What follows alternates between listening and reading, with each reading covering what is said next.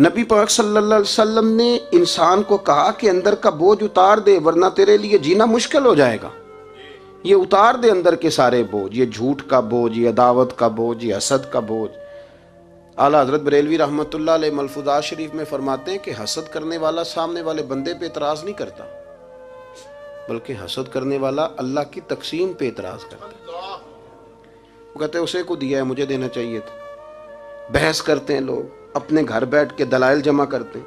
कभी किसी शख्स के बारे में आप ज़रा कुरान मजीद पढ़ें और मेरे रसूल करीम सल्लल्लाहु अलैहि वसल्लम की अहादीस का मुताला करें। कुरान तो हज़रत मूसा की शान भी बयान करता है, हज़रत यूसुफ के तज़किरे नहीं बयान करता कुरान, जनाब ईसा रूहुल्लाह की अज़मत कुरान बयान नहीं करता। आला हज़रत बरेलवी रहमतुल्लाह अलैह के सामने किसी ने शेर पढ़ा कि शान यूसुफ जो दबी तो वो भी इसी दर पे दबी, तो आला हज़रत फरमाने लगे तुम्हें गलती लग गई है, मेरे नबी किसी को दबाने नहीं आए।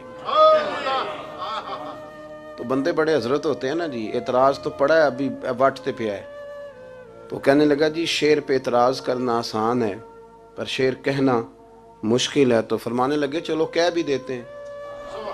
उसने कहा दी आप कहिए। तो फरमाने लगे शेर यूं कहो कि शान यूसुफ जो बड़ी वो भी इसी दर से बड़ी, शान यूसुफ जो बड़ी तो वो भी इसी। इज्जत देने से आप कोई कमज़ोर हो जाएंगे, कोई नुकसान हो जाएगा किसी को इज्जत देने से, क्या फ़र्क पड़ता। लेकिन आप यकीन करें कि वो इतनी मुसीबत बनी है इज्जत लेने की, प्रोटोकॉल लेने की, अपना आप मनवाने की, इतनी ज़्यादा। बल्कि वो लोग जिनको बिल्कुल इस चक्कर में नहीं पड़ना चाहिए था, दरवेश लोग, वजीरों का भी इस्तकबाल हो रहा होता है और पीरों का भी इस्तकबाल हो रहा होता है। कोई वजीर चढ़ जाए रोड पे तो रास्ता गरीब आदमी को फिर भी नहीं मिलता, तो कोई तगड़ा पीर चढ़ जाए तो फिर भी नहीं रास्ता मिलता। हालांकि ये दरवेश हैं, ये फ़कीर हैं, ये फ़क्र का दर्स देते हैं, लेकिन चाव ही बड़ा है। मेरे रसूल करीम सल्लल्लाहु अलैहि वसल्लम ने सादा और समझ वाला और ऐन तबीयत के मुताबिक, जिसमें किसी बंदे को कोई मुश्किल ना हो। पता है मेरे महबूब का कमाल ये था कि नबी करीम तक रसाई बड़ी आसान थी, हर बंदा बड़ी आसानी से पहुंच जाता, बड़ी आसानी से। बुखारी में भी हदीस है, लेकिन काजी एजाज रहमतुल्लाह ताला अलैह ने बड़े प्यार से लिखी है और अनोखा रंग उनकी तहरीर में अच्छा लगता है।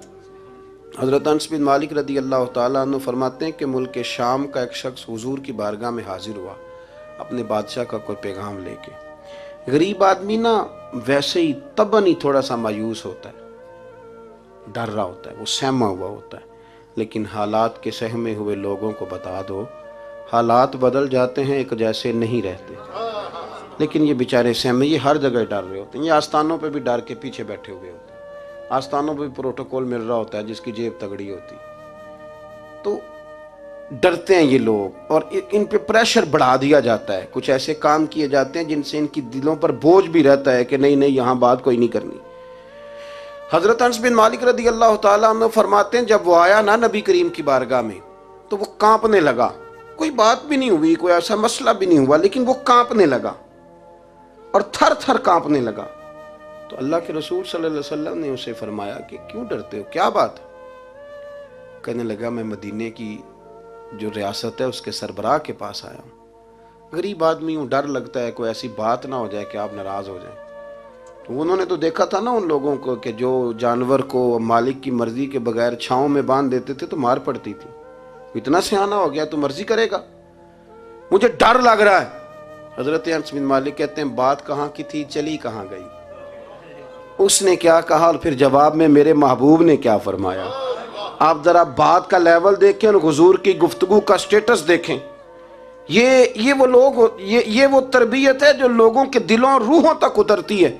मेरे नबी करीम सल्लल्लाहु ताला अलैहि वसल्लम ने बात सुनी तो हुजूर रो पड़े और इतना रोए कि घुटनों के बल ज़मीन पर बैठ गए। जनाब अनस बिन मालिक फरमाते हैं हुजूर फरमाने लगे ना भाई तो किसी बादशाह के पास नहीं आया, ना तो किसी हुक्मरान के पास नहीं आया, तू तो उस बेटे के पास आया है जिसकी माँ गोश्त के खुश्क टुकड़े खा के भी रात गुजार लिया करती। मेरी माँ तो गोश्त के खुश्क टुकड़े खा के रात गुजार लेती थी, ना तो किसी। हज़रत अनस बिन मालिक कहते हैं उसने बात सुनी तो वो भी रो पड़ा और मैंने सुनी तो मैं भी रो पड़ा। दोस्तों रसूल करीम देखे ना हम लोगों ने किस तरह का लेवल बनाया हुआ है। अभी तक वो जो वो जो दौलत का रट्टा है थोड़ा बहुत, वो अभी तक चलता है। अभी तक खानदान के अंदर कोई बंदा अमीर हो जाए तो चौधरी भी वही होता है, सियाना भी, मेरा तो ख्याल है पीर भी वही होता है। शर्त यह है कि उसके पास पैसे होने चाहिए, वही शेख होता है, सारा कुछ वही होता है। नबी पाक सल्लल्लाहु अलैहि वसल्लम ने हमें कहा कि ये तुम्हारे अंदर के बोझ हैं। माहा काफी सदरिक, गुनाह जो होता है ये खटकता है सीने में, ये बंदे को परेशान करता है, बंदा तकलीफ में होता है, किसी को पता ना चल जाए। हम लोगों ने आहिस्ता आहिस्ता करके ना एहसासात की दुनिया छोड़ दी है, हमारा मिजाज नहीं। छोटी छोटी बातें होती हैं लेकिन हम तवज्जो नहीं ना करते, तवज्जो नहीं करते। कोई इतना मुश्किल बात नहीं कि रात को बेटा फल लेके आया तो अपनी बीवी के कमरे में चला गया। लोग उसकी माँ को और उसके बाप को ये बात आसानी से कह देते हैं कि आप हौसला करें, दवा करें, जो कर रहा है करने दें। लेकिन जिस बंदे की कुल कमाई उसका पुत्र हो और भरी जवानी में जिसने कहा हो बीवी से कि चल मैं पुराने कपड़ों पे ईद गुजार लूंगा, तो नए कपड़े बच्चों के ले आ, जिसने 30 साल सऊदी अरब में, दुबई में, मस्कत में, परदेश में गुजारे हों पर वहाँ कंबल भी ना बदला हो कि चलो बच्चे मेरे पढ़ जाएं, उसकी कुल कमाई बाग तेरे दी कर कर राखी, सारी उम्र गुजारी, तो जदों ये बाग पकन ते आया ले गए और व्यापारी, तो वो फिर जाके तो 6 किलो रख के प्लेट में अपनी बीवी से कहता है जाबा जी को दे आ। ये कहना आसान है बाप को कि तू सब्र कर, हौसला कर, पर वो बाप जब पीछे पलट के देखता है तो कहता है दुनिया ने तो तुझे तोहफा दिया होगा, मैंने तो जवानी तुझे दे दी, खुशियां सारी तेरे नाम कर दी और तू मेरे साथ ये सलूक करने चला। एहसासात नहीं, उसको पता ही नहीं। रोज दोस्त को टेलीफोन करता है कि आज बाहर से खाना खाएं, कभी अब्बा जी को भी करना कि अब्बा जी आज मेरे बगैर रोटी ना खाना, मैं आऊँगा तो मिल के खाएंगे। कभी कह अम्मा को कि अम्मा मुझे बड़े बड़े रेस्टोरेंट में वो मज़ा नहीं आया कि तेरे हाथ के चावलों की रोटी में मज़ा आया, आज पका ना। मुझे लगता है अम्मा को राशा भी हो ना, राशा भी हो तो फिर भी वो तेरे लिए मेहनत करेगी। लेकिन एहसास ज़रूरी है ना, वो हम पैदा नहीं करते, वो हमारी तवज्जो नहीं जाती। साहिब तबकात कहते हैं नबी करीम सल्लल्लाहु ताला अलैहि वसल्लम ने ना जब सहाबाए कराम आए थे मक्का मुकरमा से मदीना तैयबा, तो आपने सुन रखा है कि अंसारे मदीना ने अपनी जायदादें भी तकसीम करके आधी आधी मुहाजिरीन को दे दी थी। तो उनमें एक हज़रत उम्मे ऐमन भी थी, नबी करीम की रज़ाई वालदा हैं। ये हज़रत अब्दुल्ला रदी अल्लाह ताला अन्हु जो सरकार के वालिद गिरामी, उनकी आज़ाद करदा लौंडी हज़रत सैयदा तैयबा ताहिरा जनाब आमना रदी अल्लाह ताला अन्हा की भी बड़ी खिदमत की इन्होंने। इनको भी एक बाग मिला हुआ था। जब वो खैबर के इलाके फ़तह हो गए, यहूदियों से बहुत सारे इलाके ले लिए, तो अल्लाह के रसूल सल्लल्लाहु अलैहि वसल्लम ने फरमाया अब इस तरह करो कि ये जो तुमने जायदादें ली हुई हैं ना अंसार से, ये वापस कर दो और तुम्हें इसमें से दे देते हैं। और हुजूर अलैहिस्सलाम ने अंसार मदीना से भी कहा कि मैं उनको ये जायदादें दे के और तुम्हारी वापस कराने लगा हूँ। तो अंसार ने तो वहाँ भी बड़ा अनोखा जवाब दिया कि या रसूलल्लाह हमारी वाले भी रहने दें और वो वाले भी उनको दे दें। वयुक्सिरूना अला अनफुसिहिम वलौ काना बिहिम खसासा, ये भी उनको उनके पास रहने दे। महबूब ने फरमाया नहीं, मेरा फैसला यही है। हज़रत उम्मे ऐमन रदी अल्लाह ताला अन्हा के हिस्से में एक बाग आया हुआ था, तो महबूब करीम सैयद आलम सल्लल्लाहु अलैहि वसल्लम ने कहा अम्मा जी आपको कोई और बाग दे देते हैं, ये वाला बाग वापस कर दें। सीधी सादी बीबी थी, नाज था कि मैंने हुजूर की खिदमत की है बचपन में, नाज था। कहने लगी मैं तो नहीं वापस करती, ये नाज है, वरना हुजूर को कोई इनकार कर सकता, मैं तो नहीं वापस करती। हज़रत आयशा सिद्दीक़ा रज़ी अल्लाह ताला अन्हा फरमाने लगी अम्मा जी ये आप क्या कह रही हैं? हुजूर फरमाने लगे आयशा आप खामोश हो जाए, ये बुढ़ापा है, उसके एहसासात हैं, उसके जज्बात हैं। आप यकीन करें कई दफ़ा बूढ़े बेचारे ना दर्द से बात नहीं बताते किसी को, वो कहते हैं क्या करें, कपड़ा उठाएं ताकि पेट नंगा हो जाए, कैसे बात करें। नबी करीम सैयद आलम अलैहिस्सलातु वस्सलाम अम्मा जी के करीब गए, कहा अम्मा जी मेरे साथ चलो, एक दफ़ा बाग देख तो लो। हुजूर साथ लेके गए, एक बाग दिखाया तो कहने लगी नहीं नहीं मैंने नहीं लेना, ये मुझे मेरे वाला ठीक है। हुजूर ने फिर दूसरा दिखाया, कहने लगे ये भी नहीं मुझे पसंद। महबूब ने तीसरा दिखाया तो कहने लगी ये तो मेरे वाले बाग से भी प्यारा है, ये मैं ले लूँगी। जब वो मुस्कुराई तो हज़रत आयशा कहती है मैंने हुजूर की आंखों में आंसू देखे, फरमाया अल्हम्दुलिल्लाह इसका दिल ना राज़ी हो गया है। ये तरीका है मेरे अजीज़, थोड़े एहसासात तो पैदा करें। थोड़े अपने जज्बात। कितनी खुद गर्जी वाली जिंदगी है कि मुझे सिर्फ मेरा ही ख्याल है। और जो जहां बैठा है ना, पता है हम परेशान ज्यादा क्यों हैं? मैं मौलवी हूं तो मैं सारा दिन यही तकरीरें करता हूं, लोग मौलवियों की इज्जत नहीं करते, लोग मौलवियों की इज्जत नहीं करते। तो मैं कहता हूं छोड़ें ये रट्टा, इज्जत मांगने की क्या जरूरत है?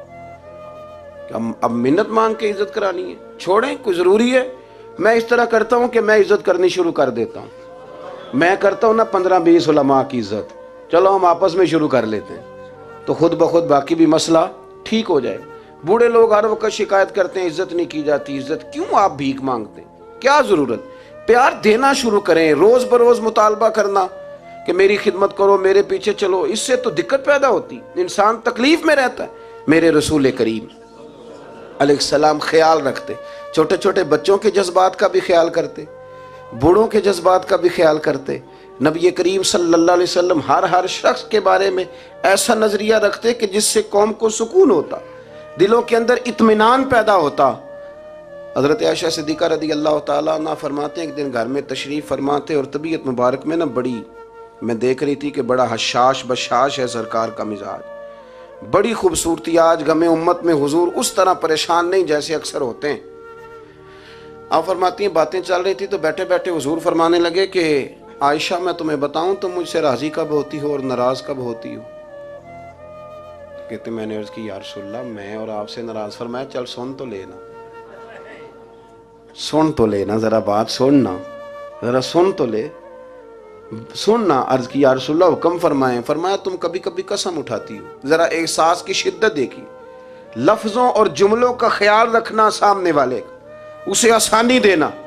नबी करीम सल्लल्लाहु, देखे ना, मैं नहीं परवाह करता जी, अब बीबियों की बातें कौन सुने, मैं नहीं परवाह करता जी फलाना तो अनपढ़ है, लेकिन जो हमें हुजूर ने ज़ौक़ दिया जीने का, जो तसल्ली दी हमें जिंदा रहने के लिए, जो हमें कहा कि ये चीज तुम्हें जवान करेगी, ठंडा रखेगी। नबी करीम सल्लल्लाहु ताला अलैहि वसल्लम फरमाने लगे आयशा तुम ना कभी कभी कसम उठाती हो। कहा या रसूलल्लाह उठाती हूँ। फरमाया जब तुम थोड़ा बहुत नाराज होती हो ना कि किसी और ज़ौजा के पास वक्त ज़्यादा गुजर गया है, तो फिर तुम पता किस तरह कसम उठाती हो? तुम कहती हो मुझे इब्राहीम अलैहिस्सलाम के रब की कसम, और जब तुम राजी होती हो तो कहती हो मुझे मोहम्मद मुस्तफ़ा के रब की कसम। और मैं मुझे पता है। जनाब आयशा कहती है मैं रो पड़ी। मैंने कहा महबूबा बात बिल्कुल इसी तरह ही है, लेकिन कुर्बान जाऊं यहाँ तक ख्याल रखते हैं आप हुजूर, यहाँ तक एहसास है, यहाँ तक। फरमाया मुझे पता होता है कब तुम्हारा जज्बा क्या है और कब तुम्हारा रंग क्या है। दोस्तों ये चीज़ें जब निकल जाती हैं ना मिजाज से, फिर आसानी हो जाती है। लेकिन वो हमारा अपने आप को पसंद करना, अपनी तबीयत पे नाज करना, अपने आप को देखते रहना और अपनी तामीर में इतना गर्क होना कि बाकी सारी खूबसूरतियों से भूल ही जाना, सरफ नज़र ही कर लेना। थोड़ा थोड़ा प्यार बांटें। इतना ऊपर खड़े होकर नीचे देखोगे तो हर चीज़ छोटी नज़र आएगी। कभी कभी नीचे खड़े होकर भी ऊपर देखें, इंशाल्लाह बड़े बड़े कद वाले लोग दुनिया में मिलेंगे, बड़े बड़े कद वाले। बहुत सारे लोग मुझे कहते हैं जी कामिल पीर नहीं मिलता। मैं क्या नहीं मिलता, पैसे बंदे दी जेब में ढेर सारे हों तो फिर कामिल पीर किवें मिले? और 2 MA वो कर जाए, चाहे सैफलियों में ही पास कर जाए, फिर कामिल पीर कैसे मिले? वो हो चौधरी साहब और उसको पीर मिल जाए। इन 3 बंदों को पीर मिलता, उसके लिए तो थोड़ा नीचे उतरना पड़ता है ना जी। पहले जो बर्तन भरा हुआ हो तो उसमें पीर साहब क्या डालेंगे?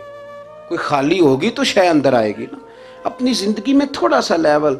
हजरत ख्वाजा शमसुल आरिफीन सियालवी रहमतुल्लाह अलैह, ख्वाजा साहब गुजर रहे थे तो एक बच्चा ना, हमारे देहातों के बच्चे जो होते हैं ना, वो उनका अपना स्टाइल होता है और वो बड़े मस्त लोग होते हैं। असल मज़ा वही बच्चे उठाते हैं जो देहातों के, वो जो ज़िंदगी गुजारते हैं बड़ी शानदार होती। मैं आपको तजर्बे की रोशनी में कह रहा हूँ, मैंने देहात भी खोल के देखे और शहर भी सारे देखे, इल्ला माशाअल्लाह ढेर सारे शहर मैंने देखे।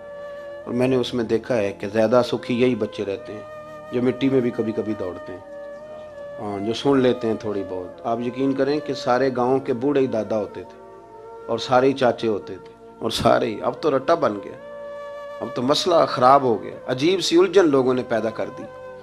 ख्वाजा साहब रहमतुल्लाह अलैह गुजर रहे थे तो एक बच्चा बेरी को रोड़े मार रहा था, तो रोड़े सारे जमा कर लिए और मारता जा रहा है। और ये बच्चे गांव के जब ये फायरिंग करते हैं ना बेरी पे, तो ये रोड़े पहले जमा कर लेते हैं ताकि फिर बेदरेग बगैर रुकने के अपना काम करते रहें। तो मार रहा था। तो हजरत शमसुल आरिफीन रहमतुल्लाह ताला अलैह आप भी गुजरे, मुरीदीन साथ थे। तो एक दो रोड़ा ना हजरत को भी लग गया। तो फरमाने लगा पुत्र जरा ख्याल करना, मैं बूढ़ा आदमी हूँ, इस उम्र में तो जख्म भी ठीक नहीं होते। उसने बच्चे ने पलट के देखा तो वो तो जानता था ना कि चाय से केतली ज्यादा गर्म होती है, मुरीद मारेंगे। उसने दौड़ लगा दी, भागा और सरपट दौड़ा। और जब वो तेजी के साथ दौड़ा ना, तेजी के साथ, अल्लाह अकबर, तो ख्वाजा साहब ने भी मुरीदों से कहा इसको पकड़ के लाओ। पकड़ के लाए तो ख्वाजा साहब फरमाने लगे दौड़ते हो क्यों? कहने लगा जी दो हरफी बात है, आप मारेंगे, आपके मुरीद मारेंगे, रोड़ा जो लग गया। क्या अंदाज है बुजुर्गों का, प्यार बांटने का। ये चीज़ें इंसान को बड़ा मीठा रखती हैं। आप यकीन करें, प्रोटोकॉल से निकल आए आप सौखे हो जाएंगे, आसान जिंदगी। ख्वाजा साहब रहमतुल्लाह ताला अलैह फरमाने लगे वैसे तू कर क्या रहा था? कहने लगा मैं रोड़े मार रहा था बेरी को। तो फरमाया बेरी तुझे जवाब में क्या देती है? कहने लगा जी वो तो फल देती है। तो आप फरमाने लगे तू शमसुल आरिफीन को बेरी से भी क्या गुजरा समझता है? आप उतर मेरे सीने से लग, और जो फल मैं तुझे दूंगा ना पहले कभी ना किसी ने दिया होगा। थोड़ा लेवल तो नहीं देखे ना, हमारे बच्चे बड़ी आसानी से कह देते हैं मेरे गांव के लोग जाहिल हैं जी सारे। तो मैं कहता हूं जाहिल को जाहिल कह के जान छुड़ाना तो आसान काम है, ये तो आसान काम है, पर जाहिल को पकड़ के आलिम बना देना ये मदीने वाले रसूल का तरीका है। वो जहाज में जो लोग ज्यादा ट्रैवल करते हैं वो इस बात को जरा आसानी से समझेंगे कि जो हमारे देहातों से लोग जाते हैं ना उम्रा करने, अक्सर गरीब लोग होते हैं, कई तो बेचारे कमेटियां डाल के जाते हैं। तो वो जब चढ़ते हैं ना जहाज पे, तो बच्चा पढ़ा लिखा बैठा हो तो बाबा जी को नहीं पता होता तो वो सीट नंबर कैसे देखना है, तो बैठ जाते हैं जहाँ जगह मिले, समझते हैं बस ही हैं। तो बच्चे तनकीद कर रहे हैं जी साढ़े पिंड के बंदे नहीं सियाने हो सकते, देखो इन्होंने बस ही समझा हुआ है, और हंसते हैं, फबतियाँ कसते हैं, मजाक उड़ाते हैं। तो मैं कहता हूँ यार तू अगर पढ़ा लिखा होता ना तो तू दरवाजे पे जाके बाबा जी का हाथ थामता, फिर तो सीट नंबर दे के उन्हें बिठाता, हाथों पे सीट बेल्ट बांधता, फिर पानी की बोतल देता और फिर कहता हुजूर बुजुर्गों मैं फलानी जगह बैठा हूँ, मेरी ज़रूरत पड़ी तो दोबारा भी आवाज़ दे लेना। पढ़े ना बुखारी मुस्लिम। हज़रत अनस बिन मालिक रदी अल्लाह तआला अन्हु फरमाते नजरानी चादर हुजूर ने ओढ़ी हुई थी और नबी करीम सल्लल्लाहु अलैहि वसल्लम जा रहे हैं, जनाब फारूक आजम भी साथ हैं। तो कहते हैं पीछे से एक शख्स ने ना हुजूर की वो चादर, उसमें सुर्ख धारेदार तारे थी, तो पकड़ के ना उसने चादर हुजूर की खींची, तो वो जो चादर थी वो हुजूर के गले में फिर गई। फरमाते मैं वो तकलीफ महसूस कर रहा था, तो वो खींच के ना चादर, तो कहने लगा मैं कुछ मांगने आया हूं। तो दरवाजा जोर से खटखटाए उसे भीख देते हो, तो दौड़ जा दरवाजा तोड़ेगा। लेकिन हदीस के लफ्ज़ हैं फल्तफता इलैहि फदाहिक। हजरत अनस बिन मालिक कहते हैं जब मुस्तफ़ा करीम ने उसकी तरफ देखा तो हुजूर ने मुस्कुराना शुरू कर दिया। यहाँ मुस्कुराना कमाल है। आला हज़रत बरेलवी कहते हैं जिसके गुच्छे से लच्छे जड़े नूर के उन सितारों की नुज़हत पे लाखों सलाम, और जिसकी तस्की से रोते हुए हंस पड़े उस तबस्सुम की आदत पे लाखों सलाम। हुजूर ने तवज्जो की तो मुस्कुराए। फरमाया क्या लेने आए हो? कहने लगा भिखारी हूँ, कुछ लेने आया हूँ। चादरें खींच के मांग रहा है। तो नबी करीम अलैहिस्सलाम ने दिया कितना? मेरे करीम से अगर कतरा किसी ने मांगा दरिया बहा दिए हैं, दुर बे बहा दिए हैं। नबी करीम ने फरमाया ये दो पहाड़ियों के दरमियान जितनी बकरियां खड़ी हैं सारी इसे दे दो। दो पहाड़ियों के दरमियान जितनी बकरियां खड़ी हैं सारी इसे। वो आया था तो उसे अदब अदाब भी नहीं आते थे, मांगने का तरीका भी नहीं आता था, लेकिन गांव गया तो जाके दीन का मुबल्लिग बन गया। क्या तबलीग करता है? कहता हो लोगों गुर्बतों से परेशान लोगों आओ मेरे साथ, मैं तुम्हें मदीने ले चलूं। मेरे रसूल इतना देते हैं कि गुर्बत का डर भी निकल जाता है। जब तबीयत के अंदर इंसान के मिजाज बन जाए ना, आप यकीन करें कि बड़े ठंडे लोग, मस्त लोग, परवाह कोई नहीं। वरना बहुत सारे ऐसे लोग हैं बेचारे जिंदगी में जो दूसरों को सीधा करते करते ना खुद बड़े टेढ़े हो गए, हालात ख़राब हो गए। इमाम अहमद बिन हम्बल वो रवायत लाए हैं, जब एक शख्स ने आकर हज़रत उमर से कहा था मैं तकरीर करना चाहता हूँ, तो फरमाया तू ना करना। उसने कहा हुजूर मैं पढ़ा लिखा हूँ क्यों ना करूँ? फरमाया जब तू मिंबर पे बैठ के वाज करेगा तो बहुत सारे लोगों को गुनहगार भी तो समझेगा ना, तो तेरा अपना क्या बनेगा? ये भी तो बता ना। तो फिर तेरे अंदर के लेवल का क्या बनेगा। अपने आप को ना इन कबाहतों से, अगर आपके कपड़े ठीक नहीं, आप सुकून में नहीं है, तो आपके अंदर मैल हो तकब्बुर की, हसद की, गीबत की, चुगली की, और सबसे बड़ी बदगुमानी की, बुरा सोचने की, फिर आप कहें कि मैं सुकून। आप यकीन करें, हमारा कोई मुखलिस दोस्त इसलिए नहीं होता कि हम किसी को मुखलिस समझते ही नहीं। हमारे ज़माने में सच्चा इसलिए कोई नहीं कि हम किसी को सच्चा समझते नहीं। हमें बुजुर्ग इसलिए नहीं मिलते कि हम किसी को बुजुर्ग, नाराज ना होना, मेरी बात पे गौर करना।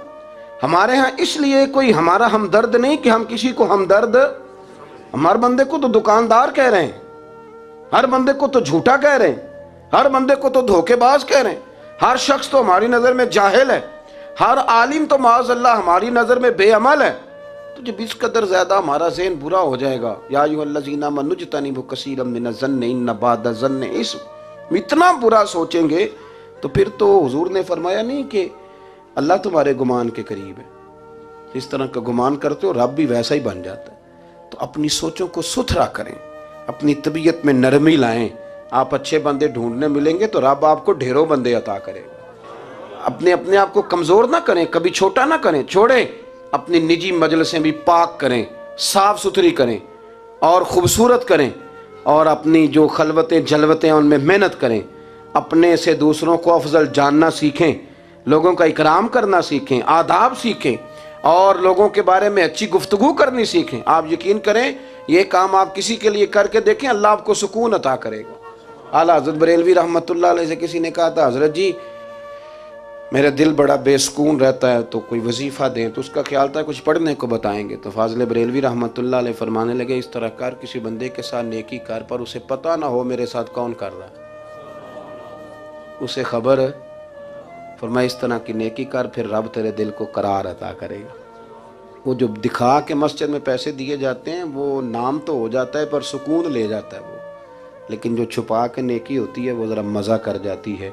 उठ फरीदा सुत्या झाड़ू दे मसीत, तू सुत्ते ते रब जागदा, तेरी डाडे नाल परीद। उठ फरीदा सुत्या ते खलकत वेखन जा, मते कोई मिल जाई बख्शिया ते तू भी बख्शिया जा। आखिर दावा अनिल हम।